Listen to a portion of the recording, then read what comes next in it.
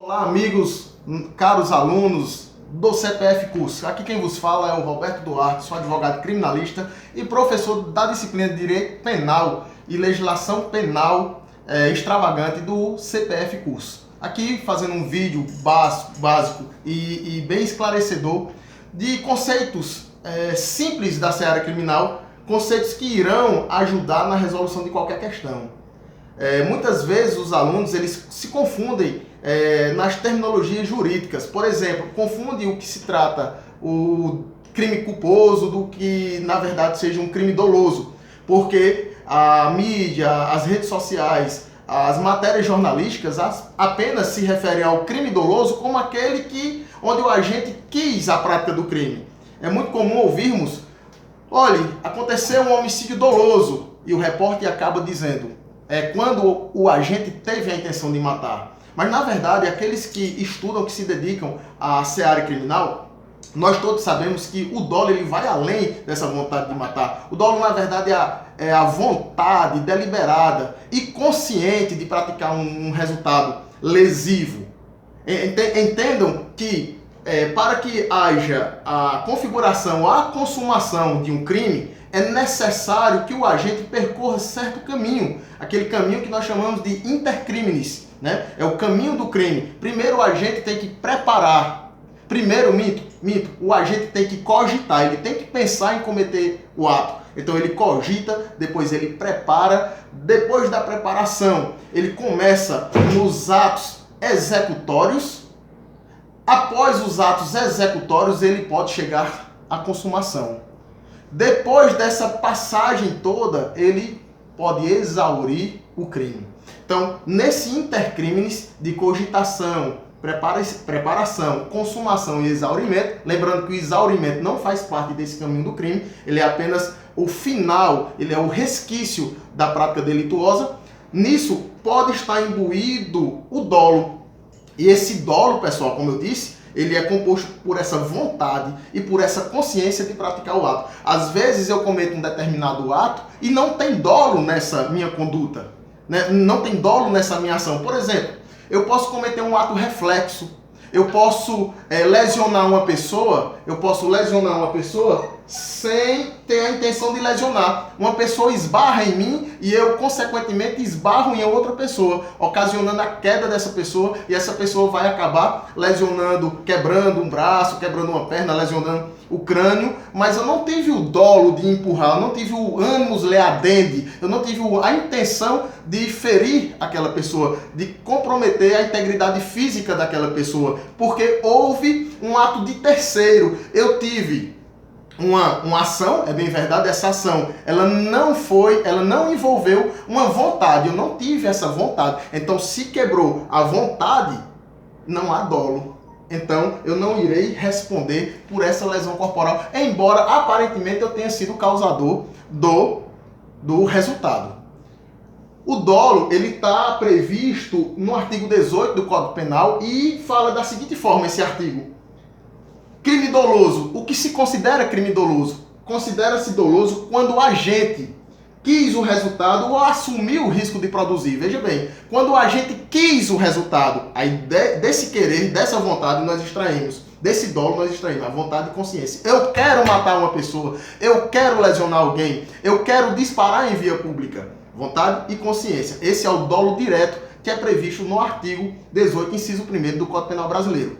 Mas também é dolo quando a gente assumiu o risco de produzir o resultado, assumiu o risco, essa assunção, esse assentimento. Então vejamos que o dolo ele tem duas vertentes. Ele tem o dolo direto, que é esse quando eu quero o resultado, eu quis o resultado, eu vou fazer isso e pratico e consumo o crime. E também tem o dolo na vertente da eventualidade, onde eu assumi o mero risco de produzir o resultado. E esse assumir o risco, como é esse assumir o risco, Roberto? É assim, eu prevejo, existe a previsibilidade, existe aquela percepção pelo indivíduo, pelo agente, de que o resultado pode ocorrer. Mas eu nada faço para evitar aquele resultado. Eu, na verdade, assumo esse risco. Bem, eu sei que, por exemplo, Vamos aqui pensar.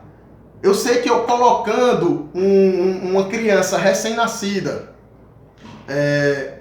numa piscina, por exemplo, né? Numa piscina, eu estou prevendo de que essa pessoa, de que esse indivíduo, que esse ser humano poderá morrer afogado. Estou prevendo, mas eu li uma matéria, por exemplo, que dizem que todos os bebês já nascem nadando, já sabem nadar, por conta do líquido amniótico. E aí eles têm contato com esse líquido e facilmente irão nadar. Aí eu pego, jogo esse bebê nessa piscina e imagino o seguinte, eu imagino, não, pode até o resultado morte ocorrer, mas eu não estou nem aí. Quando a gente está estudando, tem algumas apostilas, algumas cartilhas que falam até assim, foda-se, aquela situação de que eu não tô, tanto faz como tanto fez. O resultado ele é previsível, mas eu assumo. E essa assunção, esse assentimento, justamente a teoria aqui do assentimento, tem um dolo direto, tem um dolo eventual, e o dolo direto traz a teoria da vontade, eu tive a vontade. Já no dolo eventual a gente tem a teoria do assentimento, eu estou concordando, eu estou assentindo com a possibilidade desse resultado ocorrer. Ocorrendo esse resultado, logicamente eu vou responder a título de dolo. Então, quando se começa a perquirir, quando se começa a entrar na mente do indivíduo, porque na verdade para se extrair a vontade, para se extrair o dolo, a gente tem que, na investigação, na ação penal, a gente tem que realmente tentar esmiuçar qual foi o interesse do agente, qual foi a real intenção do agente, para saber se é dolo ou se é culpa, né? E aí, o interessante nessa questão é que há uma discussão na doutrina se o resultado ele é previsível, mas na verdade eu não quero aquele resultado, eu não assumo o risco de produzir esse resultado. Na verdade eu não aceito a produção desse resultado. Nós aí não estamos falando mais de dolo eventual, nós estamos falando do que se chama de culpa consciente. Na verdade eu agi por culpa, e essa culpa foi consciente. Por quê? Porque eu previ o resultado, mas eu nunca quis que aquele resultado ocorresse. Eu nunca aceitei a ocorrência daquele resultado. Vou dar um exemplo.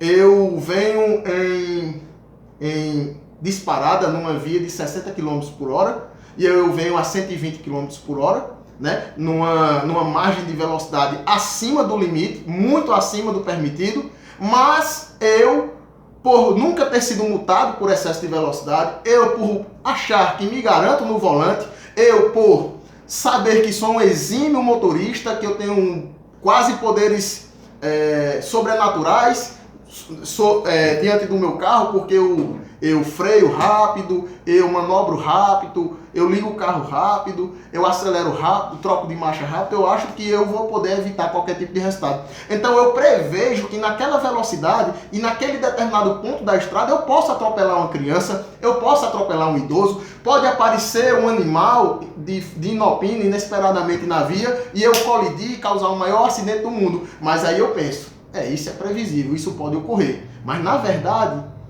não vai ocorrer, porque se surgir uma pessoa, se surgir um animal, se surgir qualquer problema no carro, mecânico e etc., eu vou ser capaz de evitar o resultado, eu vou ser capaz de frear, eu vou ser capaz de desligar. Isso aí é a culpa consciente. Aí fica aquela discussão, o que é dolo eventual e o que é culpa consciente. No dolo eventual eu prevejo, eu sei que pode acontecer, mas eu digo, tô nem aí.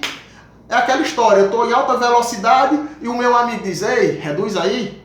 Ei, Roberto, reduz porque nós estamos aqui numa via que é de 80 por hora e nós já estamos a 140. E se acontecer de aparecer um buraco, de acontecer de aparecer uma pessoa, uma criança, um idoso, aí tu vai atropelar, eu olho pro lado e disse, não, meu amigo, tô nem aí. O que aparecer eu passo por cima. Se isso ocorrer, na verdade eu estou agindo, e se o resultado ocorrer, o resultado lesivo, danoso ocorrer, eu estou agindo com dolo eventual. E aí é possível eu, inclusive, incorrer em um julgamento perante o Tribunal Popular do Júri se o resultado morte ocorrer. Porque o Tribunal do Júri é constitucionalmente o tribunal competente para apreciar crimes dolosos contra a vida. Está na Constituição.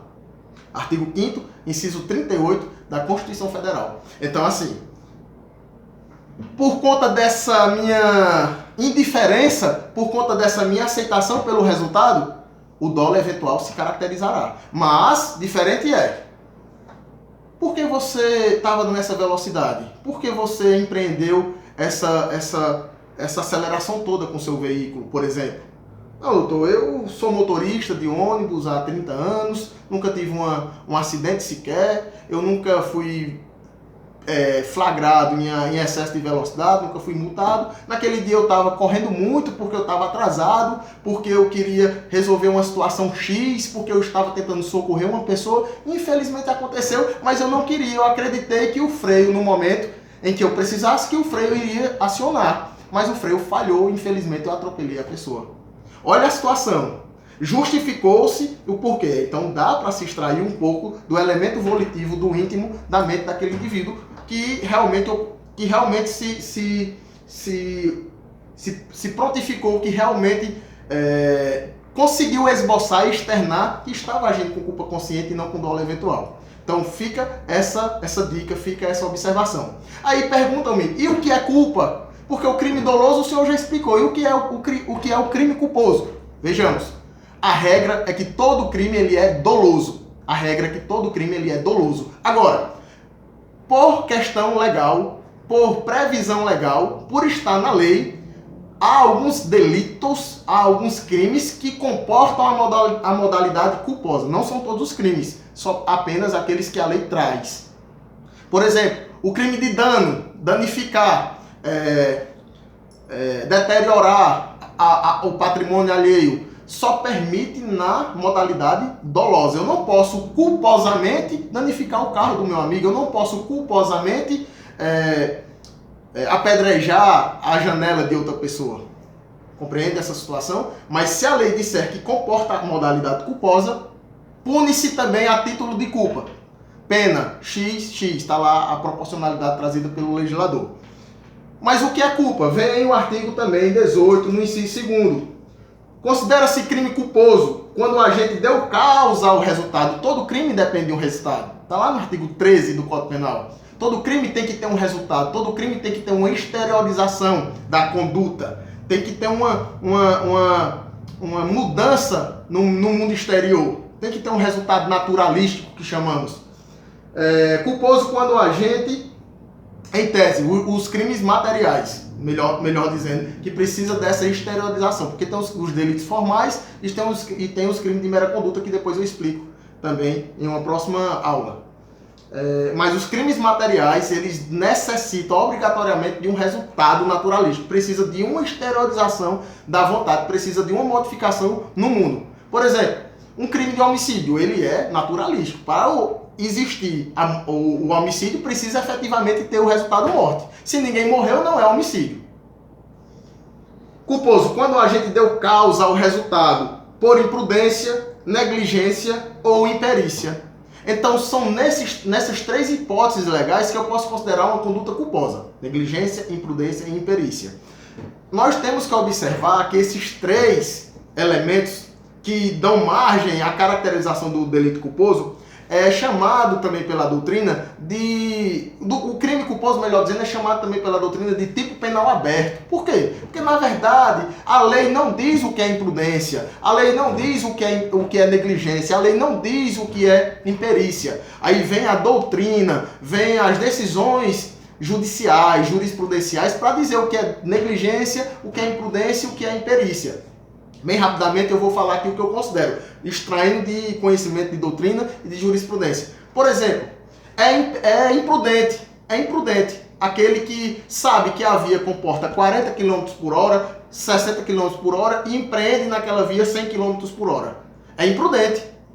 Ele está ali, na verdade, colidindo com o direito, ele está se excedendo, ele está sendo imprudente, né? Agindo de forma, entre aspas, impensada e desrespeitando uma norma ali socialmente aceita.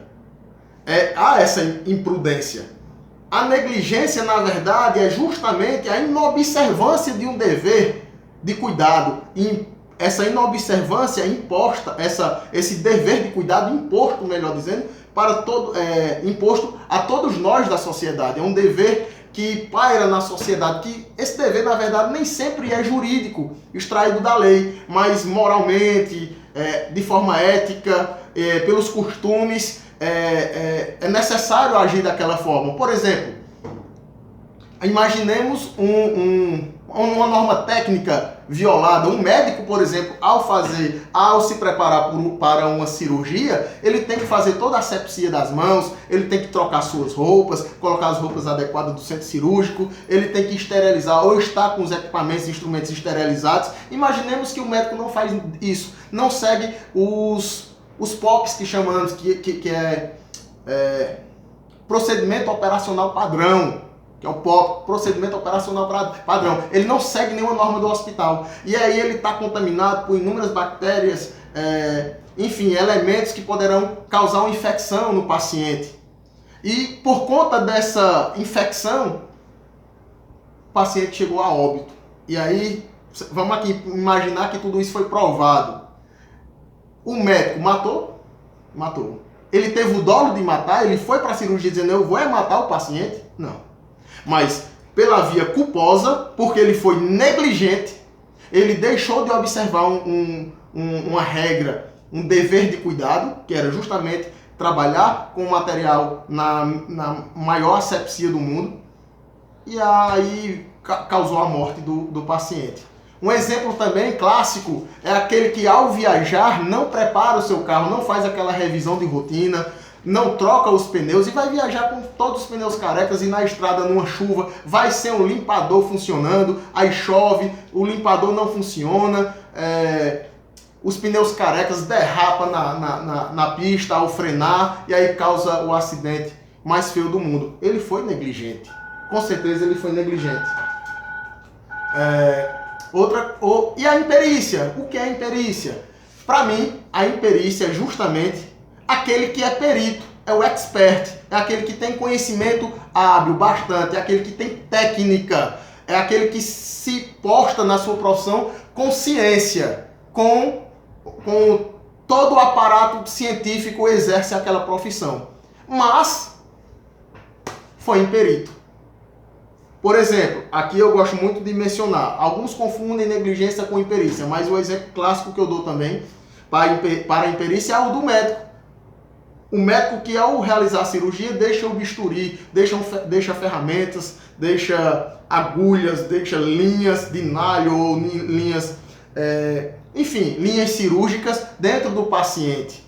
Costura o paciente deixando objetos estranhos ao corpo do paciente, no interior do paciente. No meu sentido, na minha ótica, no meu enxergar, o médico está sendo um imperito. Porque ele é o perito, ele é o expert, ele é o camarada, ele é o cara que tem o conhecimento técnico para evitar aquilo ali. Mas ele não evita por inúmeras circunstâncias ou situações e, na verdade, também causou a morte do paciente porque deixou essa tesoura dentro do paciente. Isso aí é a imperícia, com certeza, corporificada, que vai resultar no homicídio, por exemplo, culposo.